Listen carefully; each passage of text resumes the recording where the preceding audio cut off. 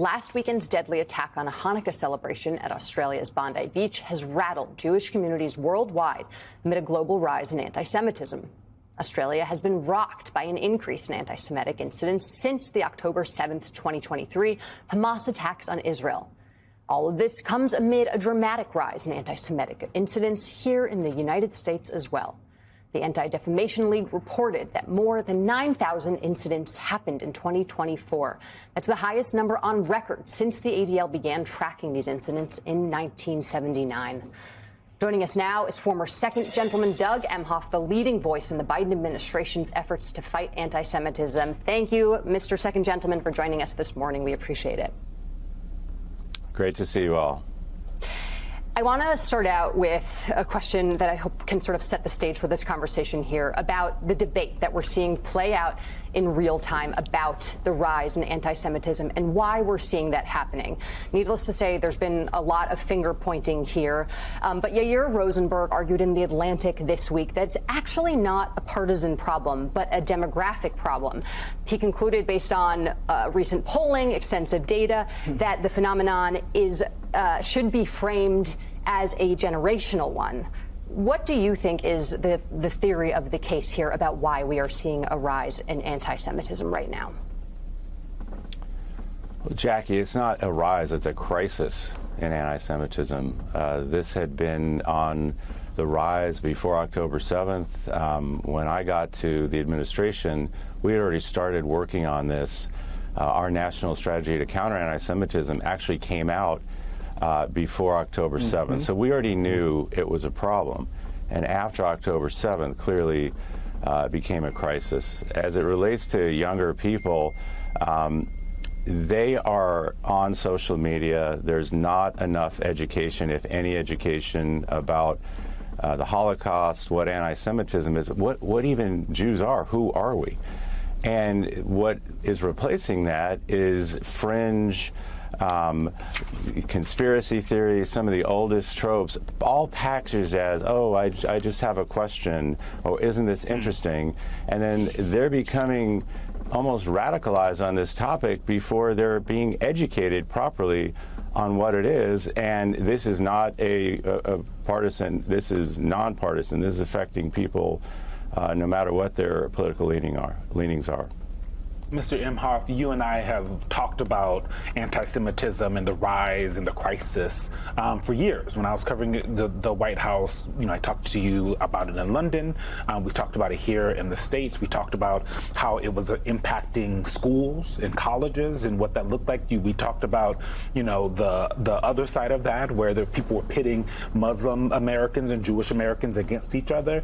And one of the things that I think a lot of people are worried about, I'm curious what you think, is we don't seem to have leaders in this country who are trying to lower the temperature, who are trying to educate in the way that you're talking about. So where does that leave us as a country? Because, you guys were working on this over and over and over again. You had lots of Jewish Americans. You talked to students. That's not happening with this White House, with this administration. So where do we go as a country if the leaders of the country don't seem to be doing this in a good faith effort anymore? Yeah, thanks, Gene. It's good to see you again. We did have this conversation in London. We met with Jewish groups there who were afraid, just like Jews around the world are afraid, especially after the horrific attack in Australia. Look, leaders need to lead, period. This issue just cries out for saying and doing the right thing. I tweeted after Australia that I'm so sick and tired of lip service from so-called leaders who will, offer thoughts and prayers on something like this, and we never hear from them again. And then the silence is shocking of certain leaders who need to have a strong voice, who need to be saying the things that need to be said. And it's not just words at this point, it's action. Our national strategy called for increased money for security. It called for tackling the scourge of misinformation and disinformation online, which includes Section 230 reform, which allows these platforms to spew this hatred. We need more education on what anti-Semitism is, what the Holocaust is, real education. And finally, Gene, you and I have talked about this, we all need to come together. Anti-Semitism, hate is a poison coursing through the veins of our democracy. It affects all of us. And all of us need to come together as a community, as a coalition, and be there for each other and fight it together. We can't be separated like this. Mr. Second Gentleman, the anti-Semitism, as we all at this table, and you well know, is something that has plagued the planet for millennia. And I just wonder, why does it persist? We have had, you as Second Gentleman made this a priority. Other leaders before you have made it a priority to push back against anti-Semitism, to speak out about it, to be leaders on it, and yet it still persists. Why? Well, that is an eternal question, unfortunately, Jonathan. And these tropes are thousands of years old. It's called the oldest hate. And you see what's being spewed by prominent podcasters and people with millions of followers utilizing the most base, tropes of elitism and global control, and these things are just complete BS, frankly. But it's unfettered, and again, without the education and with the proliferation online, without Section 230 reform, so many people are just getting this information and taking it as true. And then you have other leaders in that space who just kind of platform it and give a little wink, wink, nod, nod to it, rather than doing what needs to be done, which is calling it out. And I was actually, I don't agree with Ben Shapiro on a lot of things, but I was very glad to see him calling it out. More people need to do that. And Mr. Emhoff, I want to ask you about anti-Israel rhetoric that we have seen also a large increase of since the October 7th attacks, and whether or not you think it contributes to anti-Semitism. Zohran Mamdani is perhaps the most high-profile elected official who has steadfastly refused to recognize Israel's right to exist as a Jewish state. Do you believe that a belief like this and the spread of this belief invites or cultivates anti-Semitism and increases the risk of potential threats against the Jewish people? Look, we need to level set on these issues. Valid criticism of the Israeli government is protected, just like we and I personally can criticize the United States government. People can criticize the policies of the Israeli government. But when that criticism pushes into calling for the destruction of Israel, the murder of people, the dehumanization of people, that crosses a line. That's not okay. So we need to be able to stop conflating whatever issues you may have with the government and the policies of Israel with Israel itself, its right to exist, and the people of Israel and Jews around the world. Jews around the world who may themselves disagree with those policies are being targeted. And that's not okay. Mr. Emhoff, before we let you go, I wonder what you think about leaders, others who might use this kind of friction that we're seeing as a way to blame and scapegoat other groups in this country and pit folks against each other, and the importance of that, other leaders like yourself speaking out and making sure that that doesn't happen. Yeah, leaders, anyone with a microphone, people who care about our democracy, people who care about the future. This hate is pitting us against each other. And certain people in power are using that to their advantage, creating wedge issues amongst various peoples. That's not okay. Given what's going on in our state of our country right now and the state of our world, we need to come together. We need to come together and fight hate and then, move towards a better future, which we all deserve. Former Second Gentleman Doug Emhoff, thank you, and be sure to tell your better half, former Vice President Kamala Harris, we said hello. She says hi to everyone. Okay. All right. Thanks very much, Doug. Today, new reaction to the Justice Department's stunning partial release of the Epstein files. The DOJ is seeing backlash from Epstein survivors and lawmakers on both sides of the aisle after Deputy Attorney General Todd Blanche announced not all the files were released by Friday's deadline. The family of Virginia Giuffre, the Epstein accuser who died by suicide earlier this year, shared their view. You know, to be honest, in reviewing the documents that have been released, at least the first gauge and what we understand is that it's about 10%. Mm-hmm. And so you look at it and you say, well, I thought we asked for all the documents. Mm-hmm. I thought that this bill sort of alluded to the fact that we should be getting everything released. And so there's also this mixed feeling of what are we hiding here? This bill that got passed was to release all of the documents, to be fully transparent. And I don't know if we really have that feeling tonight, to be honest with you. Joining us now is Marina Lacerda. She is a survivor of Jeffrey Epstein's abuses and was listed as minor victim number 1 in the 2019 indictment of Epstein here in New York. Marina, welcome. I'm glad to have you here. You have a powerful voice. So let's get into this, because first, it was a tough night after the partial release of the files. How are you feeling today? And do you share the same view as what we just heard from Virginia Giuffre's family? First of all, I'd like to say thank you for having me. And I 100% feel the same way. I think all of us, if I can say, we are infuriated with this. And I feel like it's another slap in our faces. We have now reached to the point where our emotions, the anxiety that we are having, it's just, it's running through our blood. We are so upset about this. We expected way more for yesterday. Marina, were you contacted? Were you consulted on these files by anyone at the Justice Department?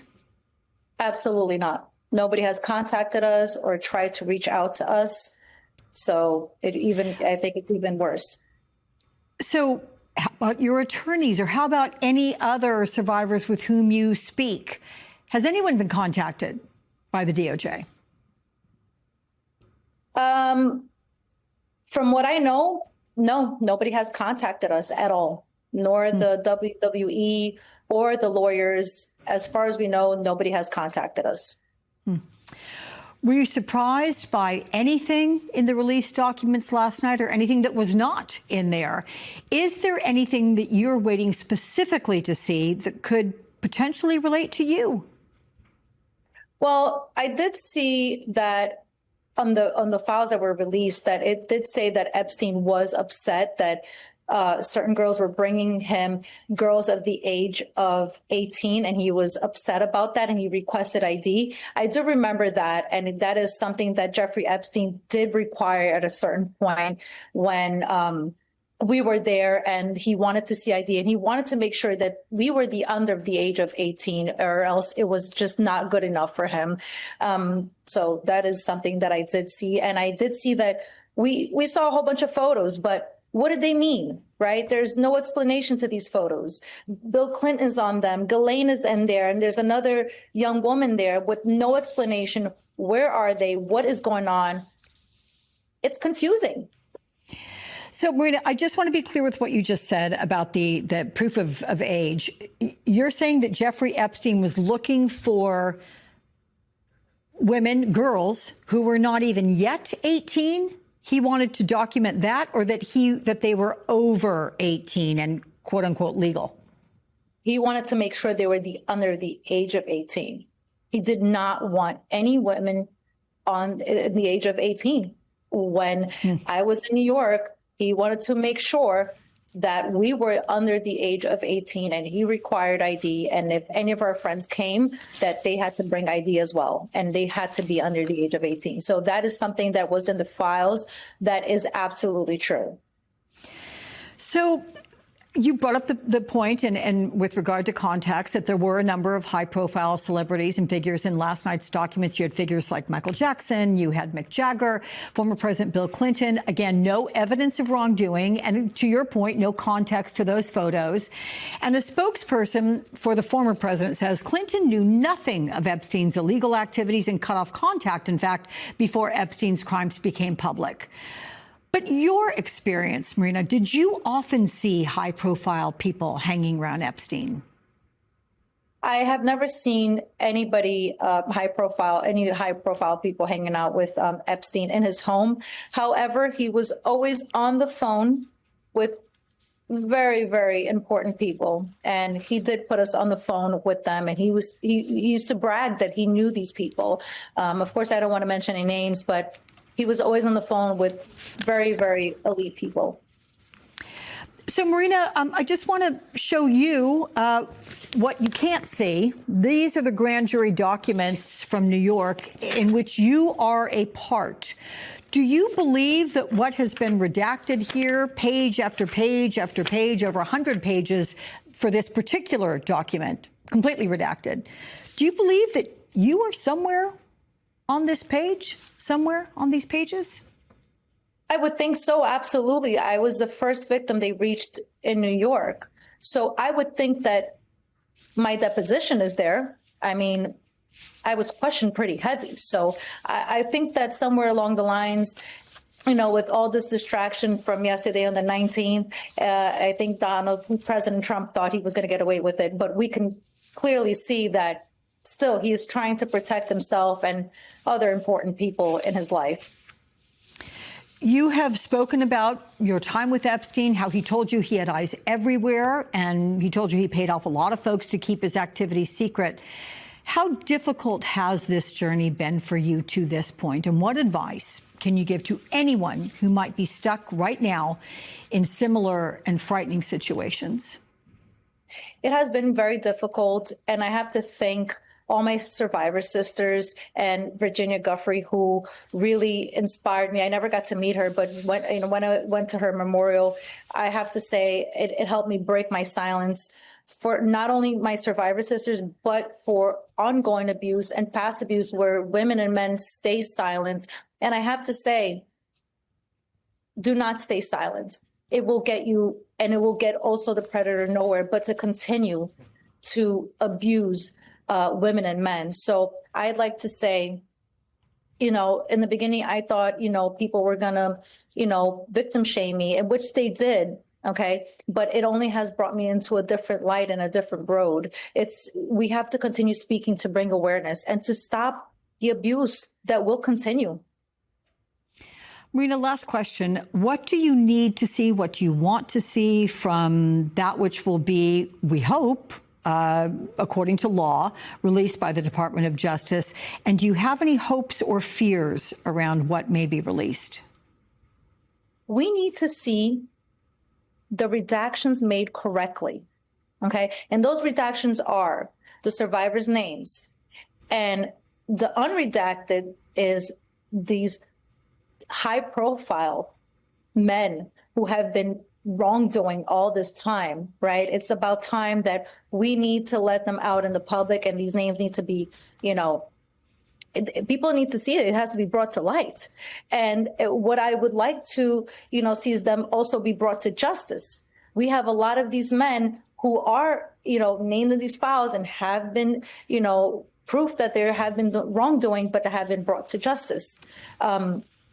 Today, you know, what I would like to see is that's what I would like to see. Mm-hmm. And I would hope that upcoming future, when the rest of the files are released, I hope that DOJ will do the right thing and do their job as we asked, is to really keep this as transparent as possible for us, for Virginia, who is not here today with us, and for everyone around the world who's waiting for this.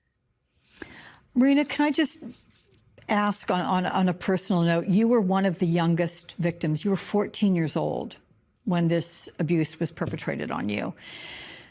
How did that shape your years growing up into a mature woman? It's a tough question. And I think that just, a lot of times I think when I do tell my story, people see that I came from a broken home, and it's much deeper than that. I was in fight or flight mode, and I had no choice but to grow fast. And I think that's what shaped me to be the person today. Unfortunately, the abuse that happened to me with Jeffrey Epstein has made me be the strong person that I am. And I have to say, us survivor sisters and myself will continue to fight, and we will not rest until we get these files open and transparent. Marina Lacerda, you are joining a number of women I've had the honor of interviewing through all this, for which I have a lot of admiration. So thank you for your time. When politicians talk about affordability, it can sometimes feel like they're describing something vague and amorphous. They promise to address affordability without coming up with concrete solutions, leaving you with the impression that the crisis you're feeling is driven by some mysterious economic force beyond anyone's control. In President Trump's case, it's a little different. He wants you to believe you're simply imagining higher prices. His real concern seems to be that you will start connecting the dots and realize the affordability crisis is a very real thing that's not just real, but perhaps by design. Two recent stories that largely flew under the radar, mostly because the Trump administration wanted them to, make that connection clear. Inflation is not some accident. In at least one of these cases, administration officials appear to have taken steps to keep details hidden from the American public. Their hope was that you wouldn't notice. The first story centers on an alleged price-fixing scheme involving PepsiCo and Walmart. Newly unsealed court documents reveal that Trump's Federal Trade Commission, the FTC, may have quietly buried a case alleging that Pepsi and Walmart may have colluded to rig grocery prices, artificially inflating costs for Walmart's competitors while ensuring that Walmart's dominance in the grocery field perpetuates. According to the FTC complaint, Pepsi actively policed and punished grocery chains that tried to compete with Walmart on Pepsi products. This matters because PepsiCo is a giant. It took in $92 billion last year, not just selling soft drinks, but Lay's, Doritos, Quaker, and other iconic food brands. And Walmart is far and away one of Pepsi's biggest customers, according to market analysis. Pepsi has an interest in keeping Walmart happy because it controls more than 20% of the U.S. grocery market and ranks among the top 3 grocers in nearly every major population center, according to Numerator, which is a retail market data firm. According to the complaint, their relationship allegedly cuts both ways. Pepsi helps Walmart dominate, and in return, Walmart helps Pepsi maintain its grip on the grocery market. The unsealed complaint alleges that Pepsi colluded with Walmart to force competing retailers to charge higher prices to consumers. Grocery prices in general have risen more than 35% since 2019, but Pepsi's prices have far outpaced that. Its soft drink prices alone have soared 67% in the same time period, according to retail grocery analyst Errol Schweitzer. During the post-COVID greedflation wave of 2022, Pepsi's chief financial officer even said on an investor call, quote, "I still think we're capable of taking whatever pricing we need," end quote. The company then raised prices by double digits for 7 straight quarters. Before she stepped down in January, one of the last cases that then FTC Chair Lina Khan tackled was this antitrust action against Pepsi for alleged violations of the Robinson-Patman Act of 1936. That's a federal antitrust law designed to protect small businesses from price discrimination by suppliers. Khan's FTC argued that the law prohibits suppliers from giving large buyers, like Walmart, unfair price breaks or promotional advantages over smaller competing retailers. In that way, it ensures that all competing resellers get proportionately equal terms for the same commodities. Notably, the law has been largely ignored and unenforced by antitrust agencies since the 1980s. In this particular case, as is customary in antitrust cases, the FTC's complaint was initially redacted. But Andrew Ferguson, who Trump appointed to replace Khan as FTC chair, dropped the case in May. As a result, the documents central to the case remained hidden from public view, but it wasn't over. A few months later, a nonprofit called Institute for Local Self-Reliance petitioned the court to unseal those documents, and they won. Pepsi, unsurprisingly, fought the petition, arguing, quote, "the misleading narrative in the documents will damage Pepsi's reputation." The judge disagreed, finding that negative publicity was not a sufficient reason for keeping the complaint sealed. Last Thursday, the complaint was finally made public. As antitrust analyst Matt Stoller puts it, quote, a Trump official tasked with dealing with affordability tried to hide this complaint and failed, and now there's a political and legal storm as a result. What the unsealed complaint revealed was damning. Lina Khan's team had done its homework. It had gathered and assembled internal Pepsi documents and emails allegedly showing that Pepsi enforced a price gap between Walmart and its competitors, a gap that favored Walmart. According to the complaint, Pepsi actively monitored the prices of its products at rival stores, prepared reports for Walmart showing Walmart's pricing advantage, and raised wholesale prices on other retailers, forcing the other retailers to charge their customers higher prices than what Walmart charged. We asked Walmart for a response, and a spokesperson said, quote, it's worth noting that the FTC voluntarily dismissed this one. We remain committed to negotiating on behalf of our customers so we can deliver value and everyday low prices, end quote. A Pepsi spokesperson also responded, saying, quote, this case was voluntarily dismissed by the U.S. Federal Trade Commission, and the unsealing does not change the outcome. The complaint includes inaccuracies and unsubstantiated allegations, including mischaracterization of our business dealings with customers, end quote. Either way, Walmart controls more than a fifth of the grocery market. That's a huge share. But other retailers didn't get Walmart's allegedly sweet deal with Pepsi, and the result was higher prices for millions of consumers shopping for Pepsi products everywhere else. Matt Stoller explains the illusion this creates for the consumer. Quote, to the end consumer, Walmart appears to be a low-cost retailer. But that's because it induces its suppliers to push prices up at rivals. The net effect is less competition at every level, which increases food inflation, end quote. And that's the rub. If concealing an alleged price-fixing scheme wasn't audacious enough, Trump's new FTC chair, Andrew Ferguson, and other Republicans then launched a smear campaign against Lina Khan. Ferguson dismissed her investigation as purely political, claiming there was no evidence of corporate abuse, and said he was forced to clean up the Biden-Harris's FTC mess. A brazenly cynical claim to make when his own actions helped keep this evidence buried. The fallout since the unsealing has been swift. A new class action lawsuit was just filed against Walmart and Pepsi. Both companies defended their pricing practices. The National Grocers Association released its own statement saying, quote, independent grocers are not asking for special treatment, only a level playing field, which ultimately supports local jobs, strengthens competition, and ensures consumers continue to have choice and value at the grocery store, end quote. And if you think that was bad, I got another overlooked story that shows the problem goes way beyond groceries.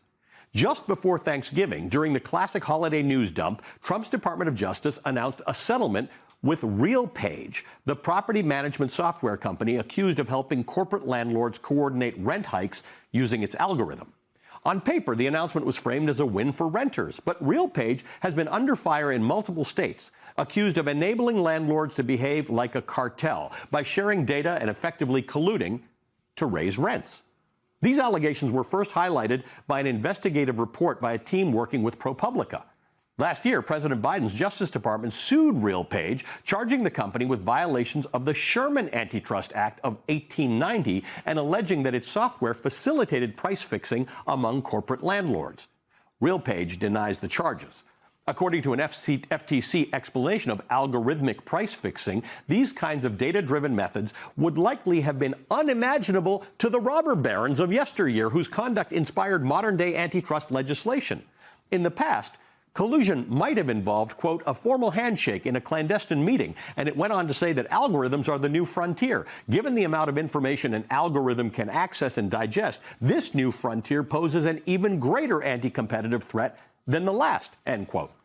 But last month, Assistant Attorney General Abigail Slater announced that her antitrust division at the Department of Justice had settled the lawsuit with RealPage, calling it a victory for consumers. It is a win for renters, and it means more affordable options for Americans trying to make ends meet. The cost of living is top of mind as we continue to do our important work at the Trump Antitrust Division. Thank you for your attention to this matter, and Thanksgiving wishes to you all, even the haters. Even the haters? That all sounds great until you hear what RealPage's lawyer said. In a statement, RealPage thanked the DOJ's antitrust division and asserted that they were given, quote, no findings or admissions of liability. The agreement includes no financial penalties, damages, or findings of admission of wrongdoing, end quote. Meanwhile, 9 states that were part of that lawsuit refused to sign on to the settlement. 9 states effectively saying, we want no part of this. As Matt Stoller notes, there's a reason RealPage is so thrilled with the settlement it got from the DOJ. Quote, these are complex behavioral remedies with a terrible enforcement track record. They're full of loopholes. If I were a defense lawyer trying to insert loopholes into a settlement, this is exactly what I'd propose, end quote. While more middle-class Americans live paycheck to paycheck, Donald Trump's antitrust enforcers, and Andrew Ferguson and Abigail Slater, have been quietly making moves that let powerful corporations drive up costs for millions of Americans. These are not isolated incidents. They're examples of how unchecked market power drives prices up, while transparency, enforcement, and democratic oversight are being deliberately undermined by this administration. In a healthy democracy, antitrust enforcers are supposed to protect consumers like you. In reality, it looks like they're working against you. That this is all happening while millions of people struggle to pay for rent, groceries, and health insurance is shameful. That President Trump openly mocks the affordability crisis while his antitrust people help to fuel it is diabolical. Let's bring in Lisa Phillips, Jeffrey Epstein survivor and host of the From Now On podcast. So, Lisa, welcome. What is your reaction to the first batch of materials released by the DOJ? Is it what you expected? It's not what I expected. The survivors, we supported Kana and Massey to come out to D.C. on numerous occasions. We're doing all the work that we can, and we just feel like the Epstein Transparency Act was a failure. It didn't comply with legislation. It failed in our book. We haven't received full transparency. It's heavily redacted, and it's an incomplete release of the files. But what we are happy about is that if you look a little deeper into the files, if you look into Maria Farmer, she spoke out in 1996, and she went to the FBI because of some child pornography images that were sold of her and her sister. And the FBI hasn't acknowledged that complaint. They keep saying that there's all these like misunderstandings, but in the files, those were found. So we are so happy as survivors that there was actual evidence in the files that was released recently this week to support Maria Farmer's claims, that she reported to the FBI in 1996. And if they had listened to her way back then, almost 30 years ago, maybe a lot of the survivors, including myself in the early 2000s, wouldn't have been abused. So that's a good part about the files coming out, is we are getting those types of answers. Can I ask you, Lisa, what I do appreciate so much about you is your candor, saying it's disappointing, and yet you look for the silver lining. How long have you had to do that? How long can you continue to maintain that positivity with expectations and still be let down, at least incrementally along the way? Well, I always know that we're going to be let down along the way. We know this is a hard fight. We know this is a multi-layered onion, stinking onion, that we're peeling back the layers on. I've had to overcome a lot of grief and shame with coming out and speaking about my personal story. But I've always looked at, like you said, the silver lining. I've always been very positive, and just knowing that I represent hundreds of young women that were abused by Jeffrey Epstein in the early 2000s, hundreds of them. The DOJ said this week there was 1,200 that they counted in the files. 1,200. Yeah. That's a lot. Yeah. And I'm a mother of a 14-year-old child. A 14-year-old's a child. And most of the women that I stood up there with on Capitol Hill, they were 14 when they were abused by him. This is unacceptable. When Maria Farmer came forward in 1996, they should have investigated, they should have done everything in their power to stop this man. There was more than enough evidence back then. And there's more than enough evidence now, 30 years later, and we're still going through the same hoops. We're jumping through the same hoops. So it's very frustrating. So the Deputy Attorney General, Todd Blanche, admits, yeah, this isn't everything, and more will be released in the coming weeks. But are you surprised that DOJ didn't meet the lawful deadline to release all these files? I mean, does it create questions or concerns for you? Absolutely. Like, what are you covering up?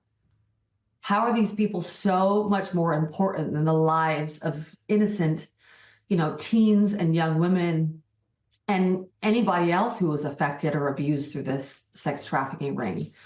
There's so much evidence to support it.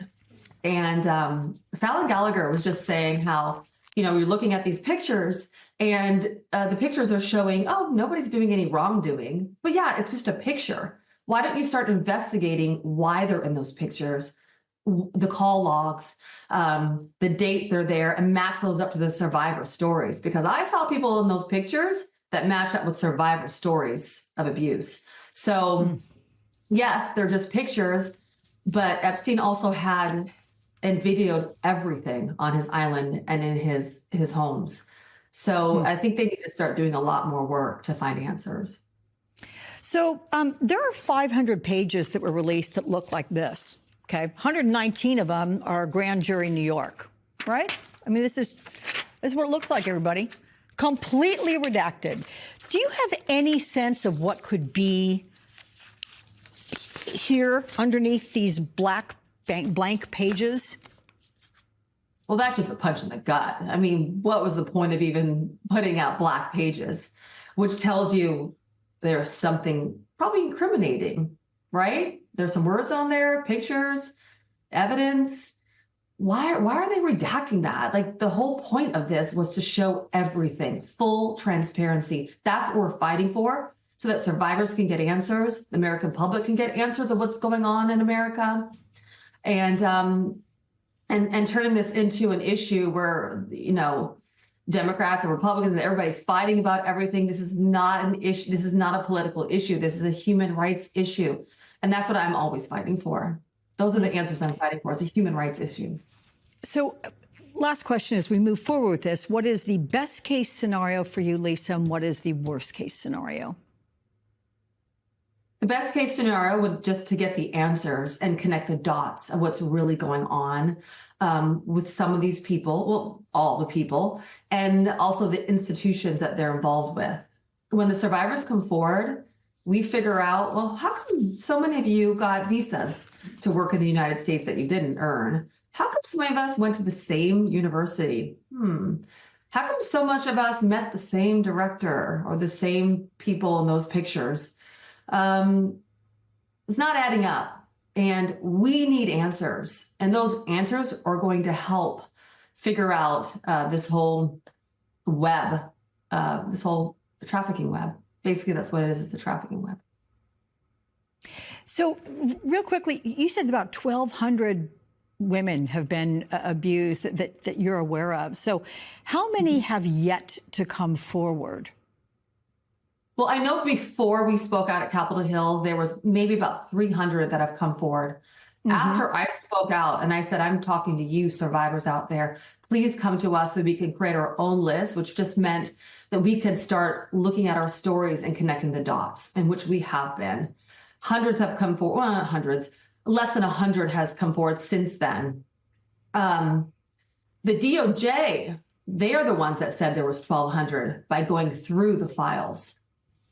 I knew it was probably close to 1,000 just because I was a young model in the early 2000s, and I already knew of hundreds that were abused by Jeffrey through the modeling sex trafficking ring that was going on. There was many model agents sending models to Jeffrey and vice versa under the guise of castings or Victoria's Secret or things like that. So I already knew that. And then we know about the hundreds in Florida of the younger women that were 14 to 17. So then we know of all the Eastern Europeans, and these are the biggest amount of survivors that don't speak out. They're the most scared. They live in fear, and they have, every right to feel that way because a lot of them got their visas to work in the United States. And so this just goes in so many different directions, and it's very deep. It's very multi-layered, and that's the reason why the files don't need to be blacked out the way that you just showed me. It's infuriating because those are answers behind that blacked out page. Well, we all hope that you get them for all of our sakes. Lisa Phillips, you are one brave woman and you have my admiration. Thank you so much. I'll look forward to talking with you again.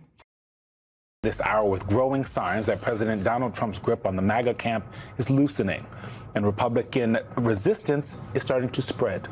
After all, the Jeffrey Epstein files are being made public largely because congressional Republicans joined with Democrats to force the DOJ's hand. And some are not happy that the documents were heavily redacted and incomplete, despite a midnight deadline to release all the files as required by the Epstein Files Transparency Act that Donald Trump himself signed.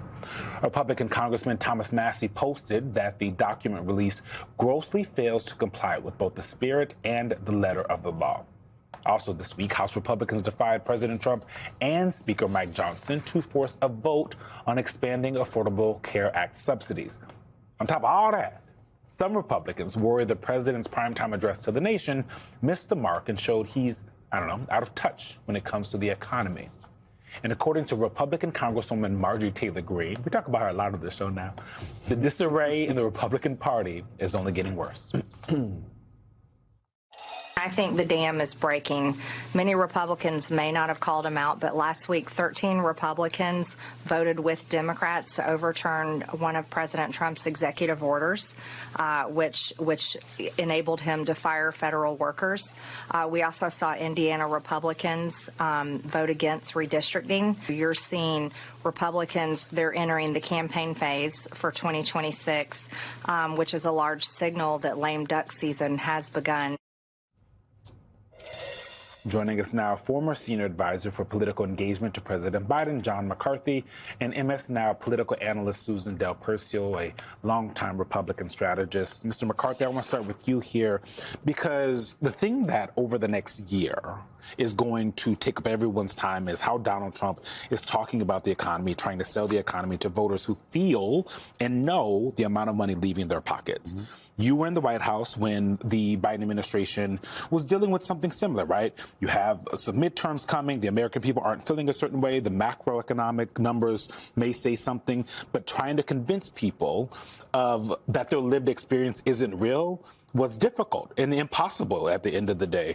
And for Donald Trump, I feel like it's going to be even harder because he still wants to blame your old boss over and over and over again for something pretty consistently for something that at the end of the day is now on his plate. Yeah, and I mean, there's kind of two things at play here, I think. Yes, Donald Trump is going to try and blame President Biden for as many things as he can. And of course, he's going to want to sit and tell people that the economy is doing better than it is. And from lived experience, I would say that doesn't work. No. Voters don't buy it. You can't tell them that they are experiencing something they do not feel. But the thing that's unique about President Trump in all of this, too, is then there's this layer on top of it of just exhaustion from the constant kind of chaos and spectacle that comes alongside of it. So not only are voters feeling fatigue in their pocketbooks, but they're feeling it in their everyday lives. We're renaming Kennedy Center. The Kennedy Center. We're renaming bodies of water. We're putting up plaques. Like there's this whole sideshow that comes with President Trump that also just wears and tears on voters, consciences too. And meanwhile, they can't pay for food. Exactly. He's worried about the Kennedy Center name. Mm-hmm. It doesn't just feel like he doesn't accept that affordability is an issue, but he's mocking. Calls it a hoax. He's mocking consistently it in front of people mocking who are probably dealing with the impacts of a lack of affordability. While also sitting at Great Gatsby parties. Correct. Right. I think it's reflective of the fact that he's the out of touchness with it that we've seen in so many different realms across this administration and Donald Trump's personal actions. But Susan, I want to bring up this poll that 37% of Republicans say the economy is not working. Is the economy working well for you? Asked an NPR PBS News Marist poll. And 63% said yes, and 37% said no amongst Republicans.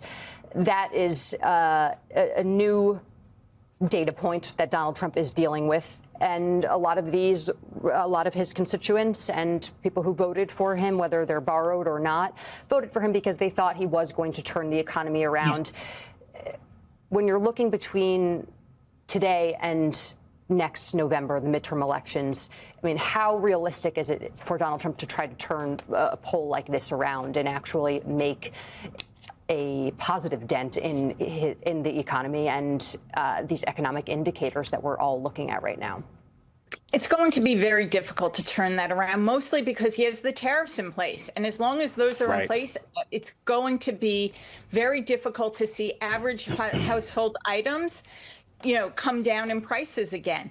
But it's also just there's a cumulative effect of the things that were mentioned, the ballroom and the Trump Center and all of that, facing the American public of, I can't go and buy what I need for Christmas dinner at the levels I used to be.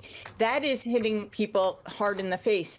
And politically, what we're seeing is not just this disconnect with Republicans and what they're speaking out against, but the two things that you showed in that clip with Marjorie Taylor Greene had to deal with Republicans voting against what the president wanted. When you see Republicans voting, not just speaking out like the Epstein files, but voting that way, it says they know he's a liability. And just to highlight that even more, we saw Congresswoman Elise Stefanik announce that she wasn't running for governor.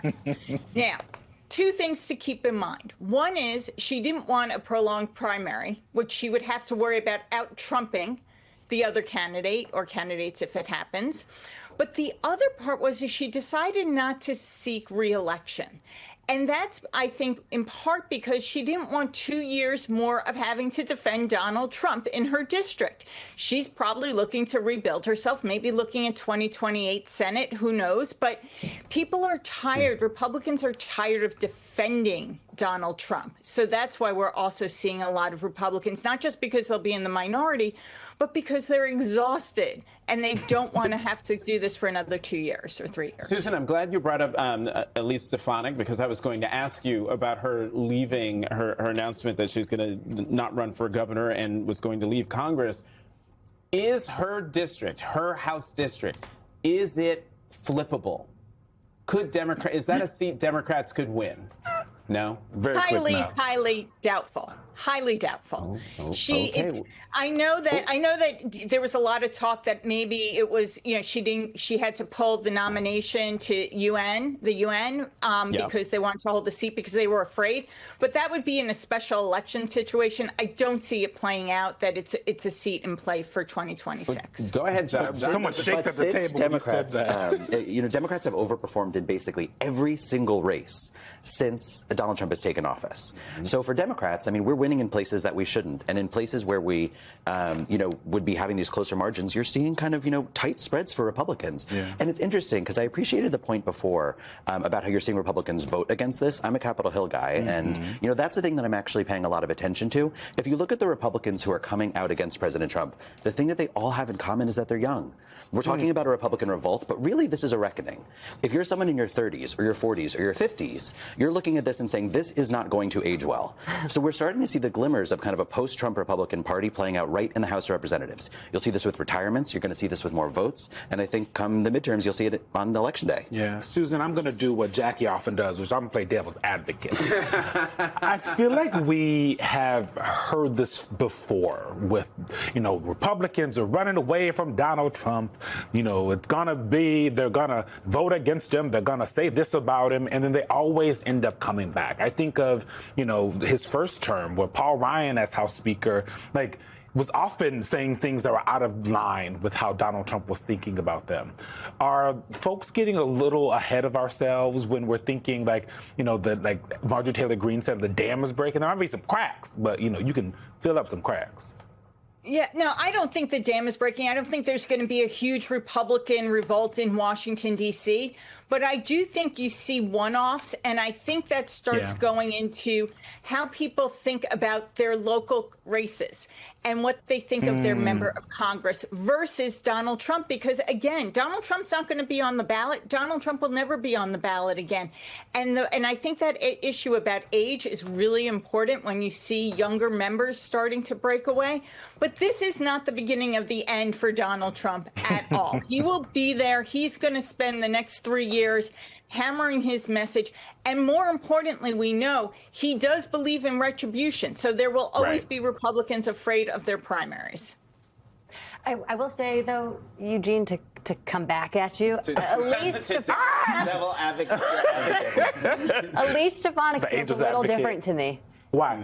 Because she is someone who has been a subservient loyalist who has done so many different things to shape-shift in order to fit Trump's mold and to do a good job for him. And the actions you've seen from her in the last few weeks communicate extreme frustration. But quietly. That's the thing, is like my point is like, there are a lot of people who want to do things quietly when in 2025 courage is required, right? Like if you actually have a problem and you have power in this country, you should say something, right? If the reason that she's doing it isn't because, like she said, it was because of her family, if she's doing it because Donald Trump will be a drag on her, which, Susan's the New York expert here, and that's what she's saying, then she should say that. I wonder if she's doing, there's quiet and then there's I'm gonna get you. Yeah. Because remember, he nominated her to UN ambassador, pulled the nomination to keep her there, and then she comes back here and has to deal with this nonsense.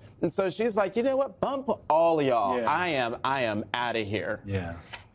But part of the difference, I think, in some of this, too, which you can't underscore enough, is that Donald Trump is a lame duck president now. That is the difference between his first term.